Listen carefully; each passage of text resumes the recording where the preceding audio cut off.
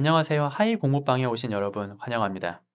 저는 시황 ETF 애널리스트 이웅찬입니다. 그리고 제 옆에 투자전략부 박윤철 연구원과 함께하고 있습니다. 네, 당사에서는 글로벌 ETF의 자금 흐름을 분석하여 글로벌 자산 배분이나 국가 선택, 그리고 스타일이나 테마 등 글로벌 자금이 어떤 투자 전략을 따라가고 있는지 이게 분석하고 있고 격주마다 좀 발행을 하려고 노력하고 있어요. 이번 주에는 저희가 그 주가 반등이 최근에 계속 이어지고 있지 않습니까? 이런 부분에 대해서 좀 분석을 좀 해봤는데요. 저희가 발간한 자료를 보시면 아시겠지만 저희가 최근 랠리 이전부터 그 이제 채권 금리가 낮아지는 상황에서 베어마켓 랠리가 나타날 것이라고 저희가 주장을 했었고요. 그 부분이 현재 진행 중인 상황입니다. 그래서 이어지는 자료에서도 앞으로 이제 기대 인플레이션 안정화되면서 랠리가 조금 더 이어질 거라고 저희가 보고 있는데 이게 어디까지 이어질지 그리고 언제쯤 저희가 이거를 내려야 될지 아니면 계속 진행이 될지 아니면 어떤 부분을 저희가 또 주의해야 될지 이런 부분에 대해서 저희가 좀 이번 자료에서 논의를 해 보도록 하겠습니다. 일단 박윤철 연구원님, 네. 예, 저희가 이번 자료에서 보면은 주식시장이 일단 많은 분들이 우려를 하고 있음에도 불구하고 의구심을 가지고 있음에도 불구하고 네. 좀 계속 많이 올라오고 있는 상황인 것 같아요. 아무래도 네. 뭐 금리가 낮아지면서 그렇게 되지 않을까 생각을 하고 있는데 좀 네. 어떻게 이제 보고 계신지 좀 분석을 좀 네. 부탁드리겠습니다. 일단 차트 한번 보시면서 이제 설명드리겠습니다. 말씀드렸다시피 이제 좀 금리가 낮아지게 되면은 좀 베어 마켓 랠리에 좀 시발점이 될 수 있지 않을까 이렇게 지속적으로 말씀드렸었는데요. 1번 그림에서 보시다시피 이제 10 년물 금리 기준으로 이게 3.5%까지 좀 많이 높아졌던 금리가 최근엔 좀 등락은 있지만 많이 하향 안정화된 모습이에요. 네. 좀 이렇게 금리가 안정화되니까 우측 상단 그림에서 보시는 것처럼 미국 S&P 500의 밸류에이션 레벨이 상당히 좀 반등하는 그런 모습이 나타났고요. 그와 반대로 사실 지금 다시 이제 좌측 그림을 보시면 미국 10년, 2년 국채 스프레드는 사실 경기 침체 우려를 좀 강하게 반영하고 있는 네. 상황인데요. 그럼에도 불구하고 이제 다시 우측 하단 그림에서 보시다시피 S&P 500 기업의 선행 이익 추정치는 생각보다 그렇게 많이 꺾이고 있지 네. 않는 상황입니다. 그렇기 때문에 밸류에이션에는 유리하고 기업 이익은 생각보다 양호하고 이런 상황이 좀 주가를 반등시키고 있다. 좀 이렇게 보시면 좋을 것 같아요. 네, 주식하기 좋은 환경이 되어가는 것 같아요. 네. 그렇게 된 것 그쵸. 같아서 네네. 네. 그래서 이제 다음 페이지 넘어가셔서 이제 보시면 이렇게 좀 금리가 좀 낮아질 수 있는 배경에는 이제 좌측 그림을 보시면 미국의 기대 인플레이션이 좀 지속적으로 좀 낮아지고 있는 상황입니다. 이제 인플레가 좀 낮아질 것 같다는 기대가 좀 금리를 좀 하방으로 좀 이끌고 있는 상황인데요. 특히 최근에는 좀 파월 의장이 좀 경기를 좀 신경 쓰는 듯한 이런 발언까지 하면서 사실은 이런 발언이 이어지면은 어떻게 보면 인플레의 원인이 원자재들의 좀 급등을 네. 야기할 수 있었지만 그럼에도 현재 기대 인플레이션은 계속 낮아지고 있는 상황이다. 좀 이런 환경이 좀 유리하게 작용하고 있는 모습인데요. 네, 이제 우측 그림 보시면 우측 그림은 주요 원자재의 이제 흐름을 나타낸 표인데요. 유가를 제외한 이제 농산물, 뭐 귀금속, 산업용 금속 같은 여타 네. 원자재는 파 회장 발언 이후에 그러니까요. 네. 좀 다 반등하는 강세를 보이고 이런 있는 것 모습을 같아요. 네. 나타냈는데 반대로 유가가 이제 대표로 되는 에너지 같은 경우는 좀 하락하는 모습이 나타났어요.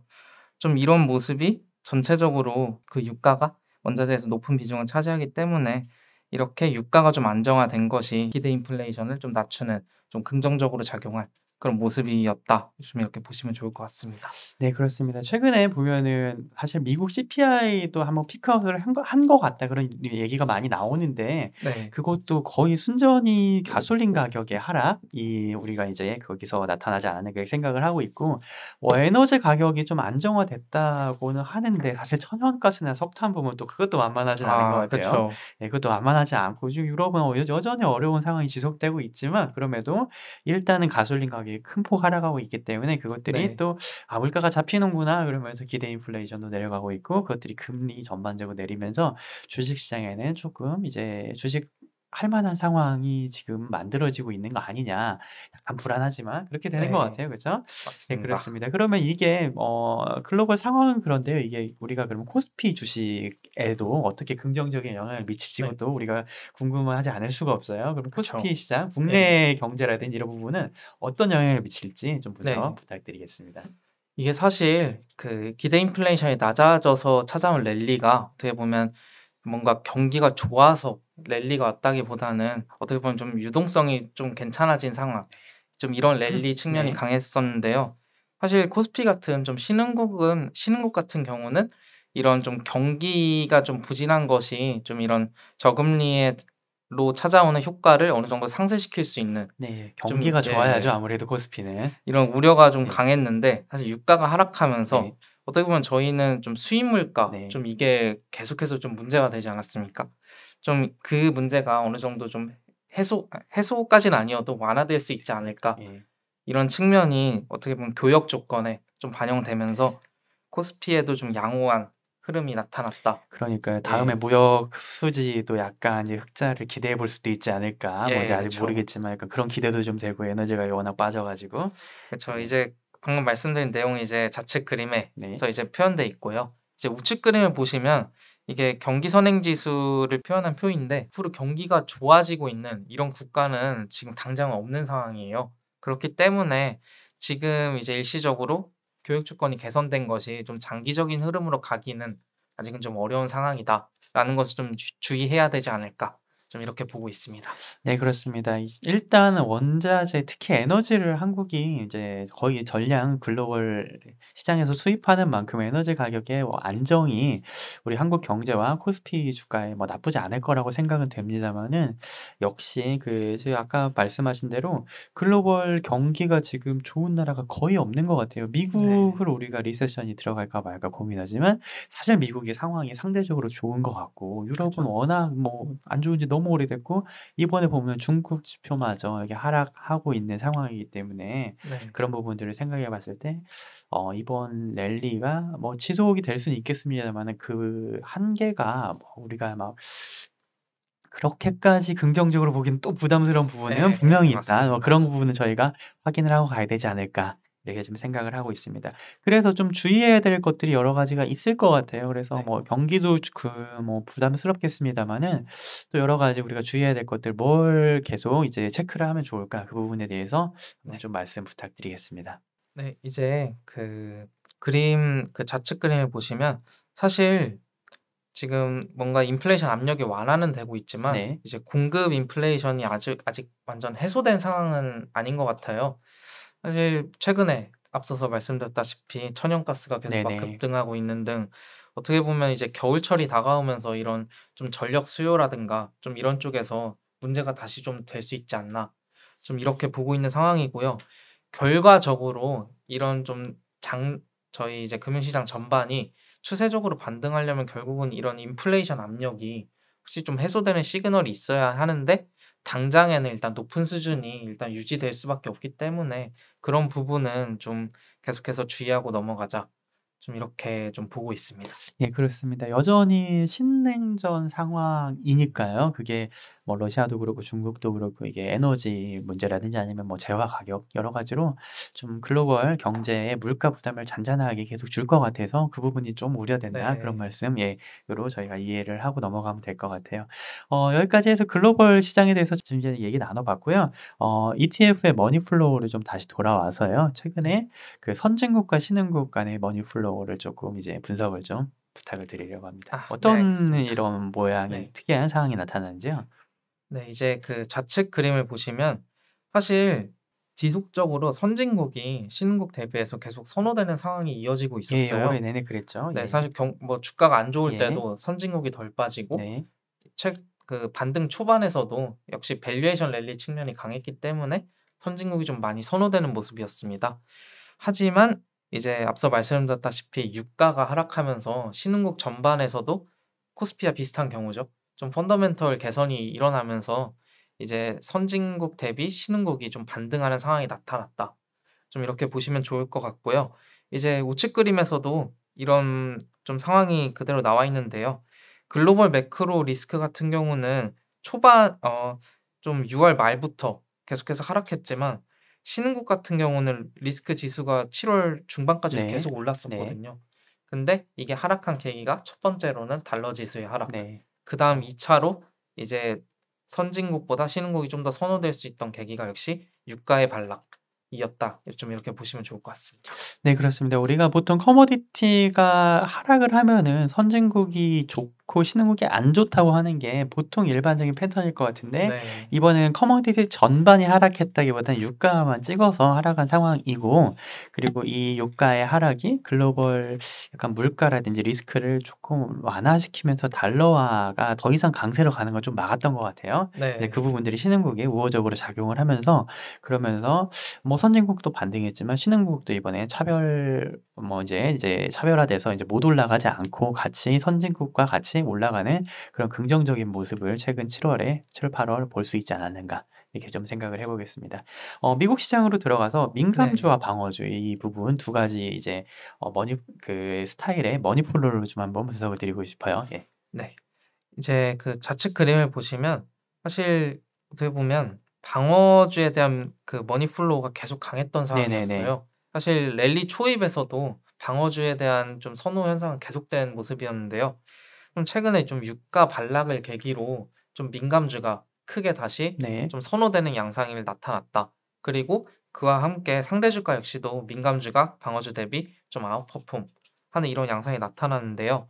제가 이제 지속적으로 강조드렸다시피 이번 랠리는 어떻게 보면 밸류에이션 측면 랠리가 강했기 때문에 좀 이전 대비해서 많이 빠졌던 민감주에 대한 좀 선호 현상이 나타난 그런 모습이었다. 좀 이렇게 해석하시면 좋을 것 같아요.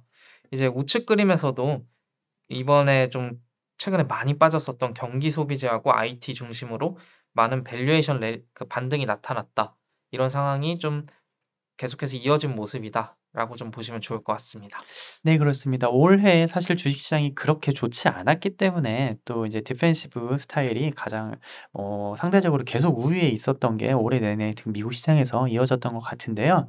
최근에 이제 주식시장도 이제 강세로 돌아서고, 그다음에 이제 박윤철 연구원 말씀 주신 대로 네. 이제 밸류에이션 자체가 조금 회복되는 과정에서 특히 IT 섹터라든지 경기 소비재 위주로 반등하지 않았는가, 좀 네.